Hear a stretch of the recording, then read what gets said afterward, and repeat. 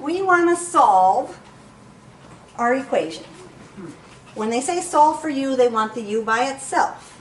So what they're going to tell you to do is to do the opposite of what's ever next to the variable. The opposite of subtracting 3 is adding 3. So technically, to keep everything even, I got to add 3 to both sides. So I'm adding 3 here, I'm adding 3 here technically, so that a negative 3 and a positive 3 is 0, and it gets that out of there. The other side, I have 5 plus 3, which is 8. We probably knew that already, that 8 minus 3 was 5, and I didn't have to do all that work. But so when we get to big, long problems and you understand what's going on, they do some easier ones. So on number 23, if I want to get the v by itself, means I need to move that 3. Since it's a positive 3, I'm going to do the opposite, which is subtracting the 3.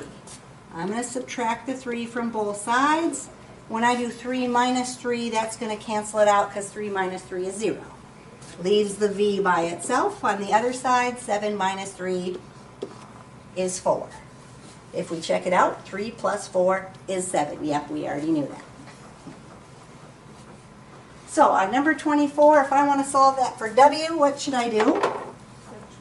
Subtract the 2. So I'm going to minus the 2, cancel it out of there, and 9 minus 2 is 7.